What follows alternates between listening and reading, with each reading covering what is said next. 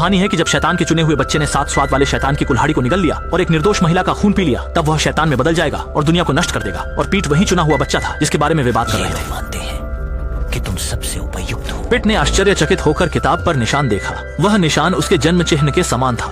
Dean की योजना को विफल करने के लिए सचिव ने जल्दी से पीटर को सुरंग में ले गया जहां वह पहले बच निकला था।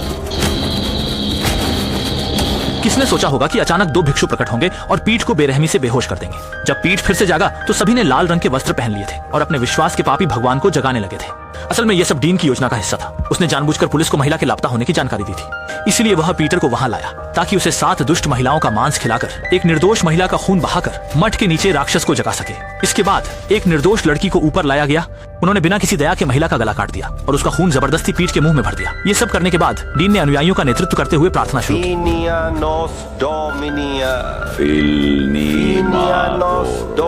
हालांकि अजीब बात यह है कि वहां कुछ भी नहीं हुआ। डीन उसे तुरंत स्वीकार नहीं कर पाया और अपनी आस्था को हिलता हुआ देखकर उसने गुस्से में सचिव को मार डाला। उसके बाद उसके शव को एक सूखे कुएं में फेंक दिया गया। उसी रात सचिव चुपके से कमरे में घुस गया लेकिन जीवित रहा और अंत में सचिव ने उचित रूप से मठ के नए अभिलेखागार के रूप में पदभार ग्रहण किया। लेकिन उसे यह नहीं पता था कि एक मक्खी उसके नथुने से बाहर उड़ गई थी। गंध का पीछा करते हुए यह पिट तक पहुंच गई। अगले ही पल पीठ जिंदा हो गया और उसका पूरा शरीर बेहद डरावने तरीके से बदल गया।